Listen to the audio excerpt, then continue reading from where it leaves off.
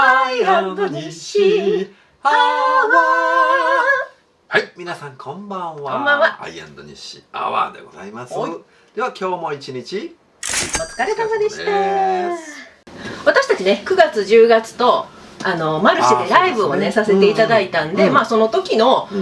お話をねしようと思います。あんまり興味のある方いらっしゃらないと思うんですけれどもね。まあそのなんかこう裏側みたいなこともね、そうですね、お話できたらと思ってね。はいと思います。で私がすごく印象に残ってるのは、9月の宝塚も10月の吹田もお天気がね若干微妙だったっていうお話なんですよ。で特に9月の宝塚に関しては雨の予報が最初出てたんですよ。だからいやーと思ったんだけれども、いやーと思いつつ心配してなかったんですよ。なぜなら知ってますか皆さん、西知らんわ。ごめん、じゃあ言い方変える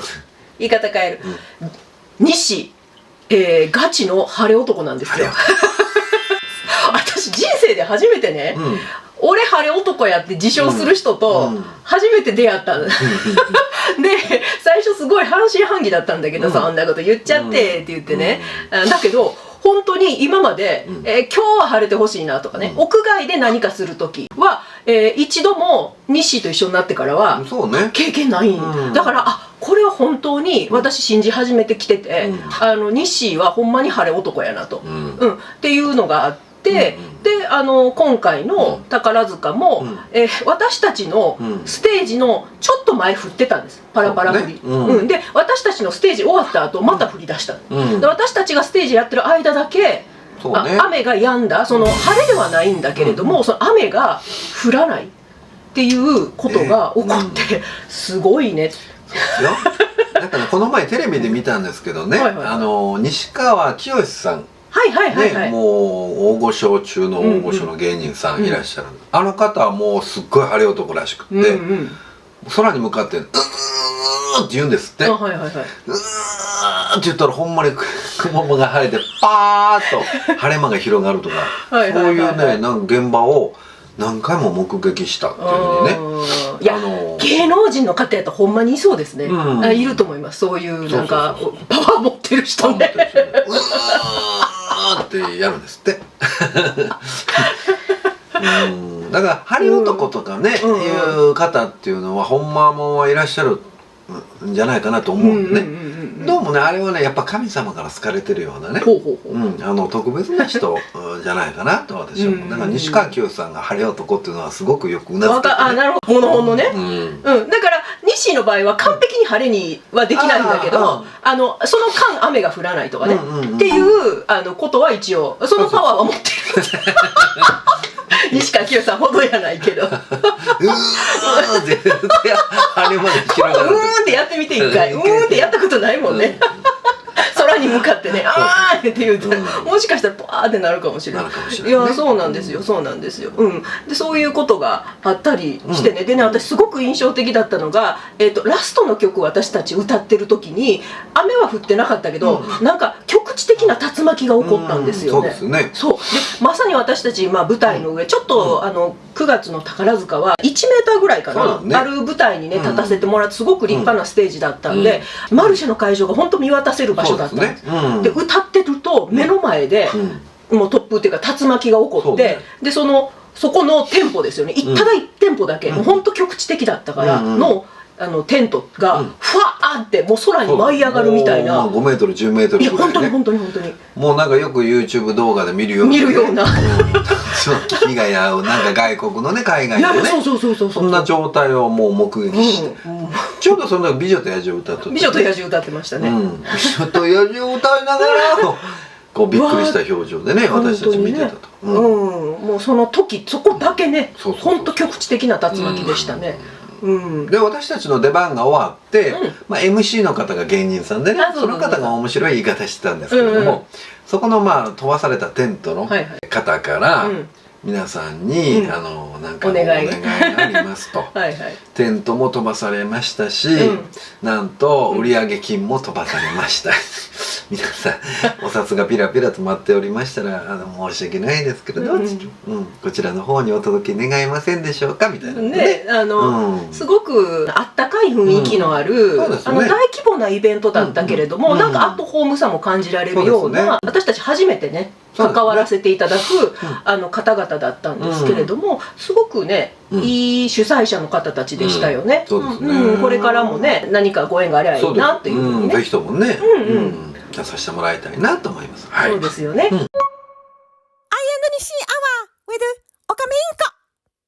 で私たちね今回本当9月10月とやってみて本当手前味噌ではありますけれども、結構コツをつかんだじゃないけれども、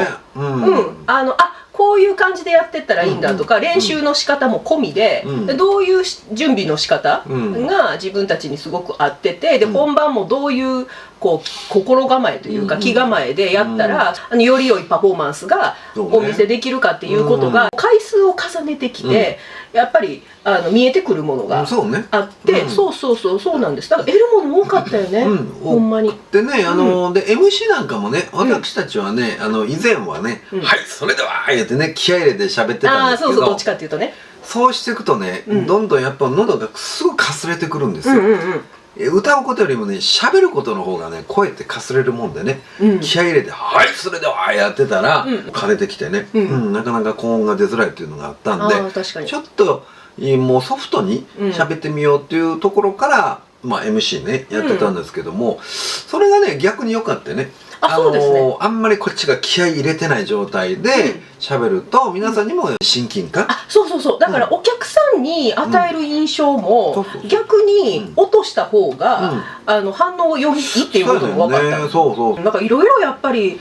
学ぶことあるよね。ほら世界一の口笛奏者にその話したかったのよ。吹田のステージにね私たちの出番の後に午前中もだから2ステージねされてて、でもこの方はもう見るからにプロでっていうね感じのね方でしたね。世界一のね皆さんね口笛奏者ねお名前何？義間匠さんっていう方ね。義間匠さん多分ご存知の方もいらっしゃると思うんですけども、世界で口笛コンクールみたいなのがあってで世界一日本人の方でね、何をされてたかって言ったら口笛でいろんな有名な曲を演じるんですけれども、例えばね弾き語りね、ギターを弾きながら口笛とか手話をしながら口笛吹いてっていうことをやってて、すごくね手この手でやっぱり演奏自体も面白いし、で MC の段になるとね私すごいなと思ったのはねお客さんやっぱりいじるんですよね。で例えばスパイダーマンの衣装を着たちっちゃなお子さん、お客さんにねハロウィンイベントだったからそういう子着てたんですよね、コスチューム着た子供さんたくさんいて、そこにスパイダーマンがいるねっていうふうにこう MC で言ったんですよね。そしたらその子はねちょっとお話し中でね全然聞き取れなかった。私たちだったらそこで弾くんですよ多分ね。スパイダーマンがいるねって言って全然聞いてくれてなかったらもう聞いてくれてないな流しちゃうだろうね。多分ねその人はスパイダーマンがいるねって言って気がついてないね。スパイダーマンの子もう一回スパイダーマンって何回もね言って、ほんでその子が気づくまで何回も声かけて結果それがよくってね、ちゃんと反応してくれてたね。反応がとてもよくてね、白雪姫もいるねとかなんかねいう感じでお客さんのねいじりっていうのもすごく徹底して面白いなっていうのね。面白かった。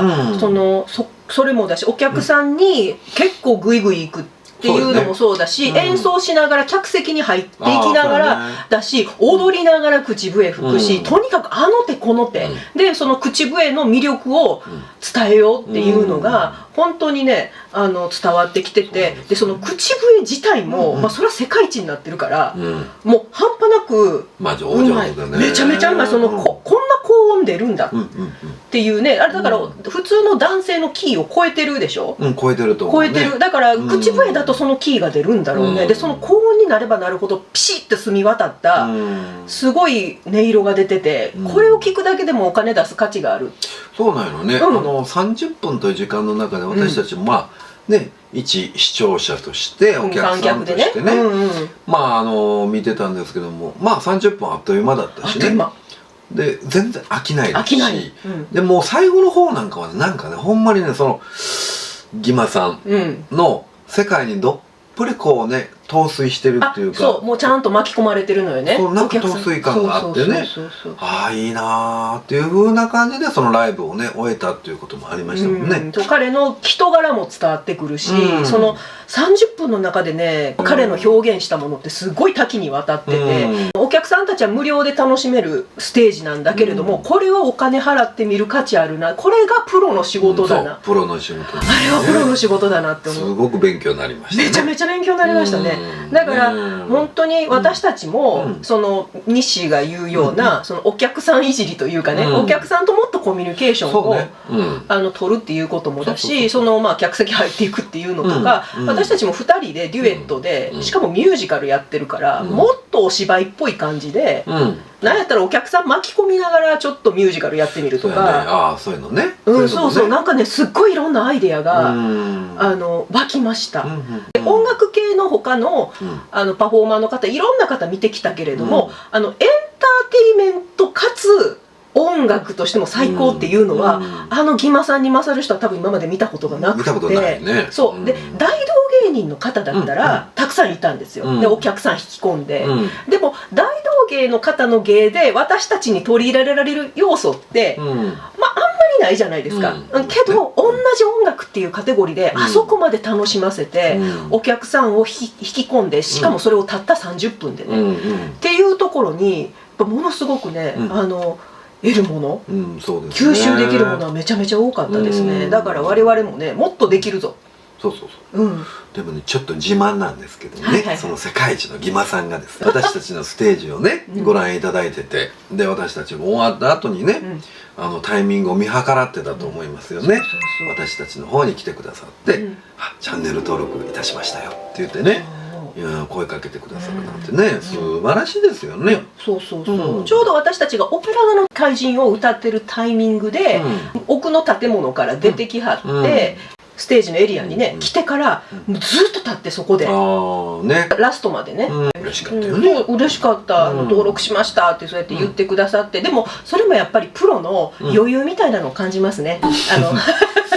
皆さんも口笛奏者世界一っていうギマさんっていうふうにね、リンクね概要欄に置いときます。